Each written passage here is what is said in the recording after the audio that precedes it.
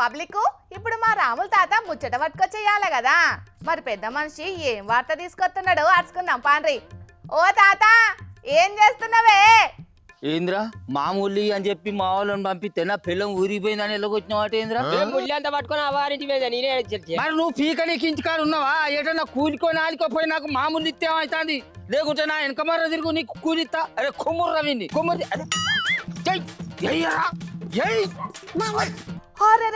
నీదేం బలుపురా? మామూలు లేకుంటే అన్నం షెడ్ కట్టేసి కొడుతున్నావేంద్రయ్యా? నీ చేతులకు జట్టాలు కుట్టా. ఆగు ఏ కొడుక పైల్మాన్ పాపారాములు ఇక్కడ. నేను మామూలు అడిగింది అనుకో గజ గజ వనుక్కుంటా జేబులో పెట్టి తీసుకొచ్చి నా జేబులో పెట్టాలి, అర్థమైందా? లేకుంటే గజాల గజాల లెక్కెంబడి వలుగుతాయి. ఏమనుకుంటానవురా? ఏంది పైల్మాన్ పాపారాముల్వా? ఇంతకెవడ్రా నువ్వు? ఏ నుంచి వచ్చినావు చెప్పు. మా తాత కనుక అక్కడికి వచ్చిందనుకో నిన్ను ఉరికించుకుంటూ కొడతాడు. ఏమనుకుంటున్నావా? కాశీబుగ్గ సెంటర్ కాడ పాత సీపీలు అమ్ముకునే దాని లెక్క కానొస్తాంది. ఎవరిరా ఇది? ఏమే అప్పటి నుంచి చూస్తాను ఎక్కువ తక్కువ మాట్లాడతాను. అసలు ఏం చేస్తావే నువ్వు? దీని దగ్గర మామూలు అడిగినారా? మన ఏరియా కాదా? ఇప్పటికే చాలా ఎక్కువైందిరా నీకు. అయినా గిసంటి యాలలో మా ముసలోడు ఏడికి పోయింది కావచ్చు. ఓ తాత ఎక్కడున్నావే? జల్దిన రావే. వీడెవడో ఎక్కువ చెప్తున్నాడు, జర నడుచుకుందురా. అప్పటి సంధి తాత తోక అనుకుంటా బాగా పిలుస్తాను. ఎవడే వాడు? వాడిని నీ తాతను నిన్ను భర్త సంచిన మలిసి మూసి నదిలో బారేస్తా. ఏమనుకుంటాడు? పైల్మాన్ పాపారాముని ఇక్కడ గట్టిగా గాలెచ్చ కొట్టుకుపోయే పాత బట్ట పేలకలు ఎక్కున్నావు. నువ్వు నన్ను మా తాతను భర్త సంచిలో మలుతావా? మా తాతదే రాని నిన్ను పొరక చేస్తాడు చూడు.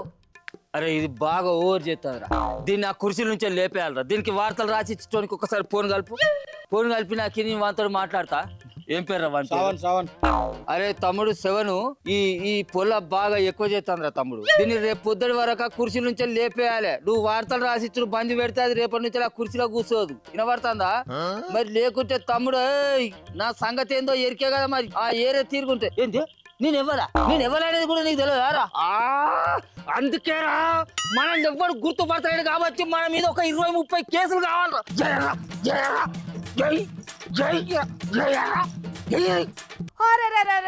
నీ చేతులకు జట్టాలు పుట్టా కదరా? నిన్ను బొందల గడ్డకు పెట్టా కదరా? నన్ను గంతగానం కొడుతున్నావేంద్రా? నువ్వు పోయి పోలీస్ స్టేషన్లో నా మీద కేసు పెట్టాలి. ఒక్కటి కాదు, నువ్వో కేసు, నీ పెళ్ళో, నీ కొడుకు, నీ బిడ్డ, మీ వాడకట్టోళ్ళు అందరు కలిసి నా మీద ఒక 10-20 కేసులు పెట్టుర్రి. అర్థమైందా? పోలీస్ సార్లు వచ్చి నన్ను అరెస్ట్ చేసి తీసుకుపోతుంటే పైల్మాన్ పాపారాములు అరెస్ట్ అని టీవీలలో పేపర్లలో పుండుగా రావాలి. అన్ని కేసులు పెట్టు. వినొస్తుందా? ఓరా ఇంకా ఎవరు చూస్తారా? నడు. ఓరే నీకేం బలుపురా అయ్యా? మంది గుర్తుపట్టేటందుకు పేపర్లలో పేర్లు వచ్చేటందుకు కేసులు పాలవుడు ఎందుకురా అయ్యా నీకు? ఆయన వాళ్ళెవలో కేసులు పెట్టేందుకు నేనే ఫోన్ చేస్తావు పోలీసులకు. వాళ్ళే వచ్చి నిన్ను పొరక చేస్తారు.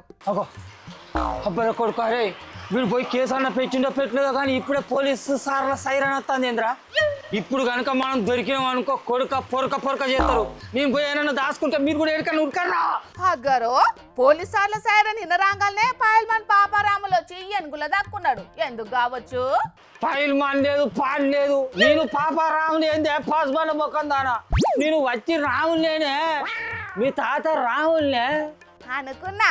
ఇసొంటి తిక్కల పనులు చేసే నక్క తిక్కల మనిషి నువ్వే అనుకున్నా. ఆయన నీకేం పుట్టింది ముసలోడా? ఎన్నర్లేంది ఈ పైల్మాన్ రాములు వేషం కట్టినావు? యా ఊళ్ళేవాడు గుర్తుపడతలేడే. అంచను మొన్నటికి మొన్న 8 నెంబర్గా పోటీ చేస్తే కనీసం 4 ఓట్లు కూడా వాళ్ళేదే. అంచను అదే కొట్లాటలు కూనికోర్లు దందాలు చేసింది అనుకో నా మీద ఫుల్గా కేసులు అయినాయి అనుకో మస్తుగా ఫేమస్ అయిపోతా. ఇక చిన్నగా మెల్లగా 8 నెంబరు అచంక ఎమ్మెల్యే, అచంక ముఖ్యమంత్రి, ప్రధానమంత్రి, ఇట్లా నెమ్మలంగా ఎదుక్కుంటూ పోతా. అప్పుడు ఈ పల్లె రాములు పెద్ద లీడర్ రాములు అవుతాడు. ఎవడు చెప్పిండయ్యా నీకు క్రిమినల్ బ్యాక్గ్రౌండ్ ఉంటే పదవులు చేపట్టొచ్చని? అరే ఇప్పుడున్న లీడర్లలో ఎక్కువ మంది లీడర్లకు నేర చరిత్ర ఉన్న లీడర్లు ఎక్కువ ఉన్నారు. ఇంకా కొంతమంది మన లీడర్లు అయితే ఎక్కువ కేసులతోటి ఫస్ట్ సెకండ్ ప్లేసులనే ఉంటారు. ఎక్కడికి పోయినా మనోళ్ళు ఫస్ట్ సెకండ్లనే ఉండాలని అంటే మనోళ్ళు కేసులలో కూడా ఫస్ట్ సెకండ్లనే వస్తాళ్ళు ఎక్కువ కేసులు పెట్టుకొని. చాలా గ్రేట్ మన లీడర్. ఏం చేద్దామే మరి? అసంటోళ్ళే మనల్ని వాలించుకుంటా మనకు నీతులు చెప్పబట్టిరి. జనాలు కూడా అసంటోళ్ళనే ఎక్కువ నమ్మబట్టిరి.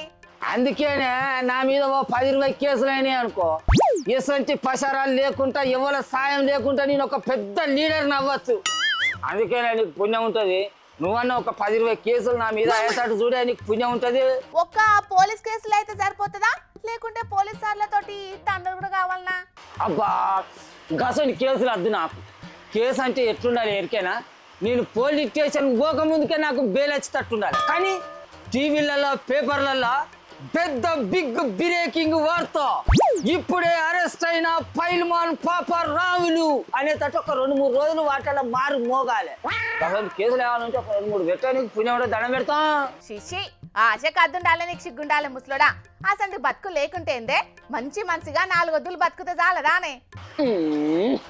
ఈమె కేసులు పెట్టువంటే నీతులు నేలుగుతాంది. అరే రావులుగా బయటికి రారా నా కొడుక. అరే లచ్చులుగా ఏదో నా బుద్ధి గడ్డి తిని నిన్న అట్లా వచ్చినా కానీ నన్ను ఈ ఒక్క పరికి క్షమించరా ప్లీజ్ రా.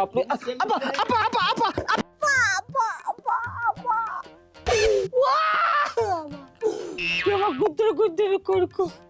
దేశంలో ఉన్న సీఎంలు ప్రకటించిన ఆస్తులు, క్రిమినల్ కేసుల రికార్డులను అసోసియేషన్ ఫర్ డెమోక్రటిక్ రిఫార్మ్స్ సంస్థలు రిలీజ్ చేసింది కదా.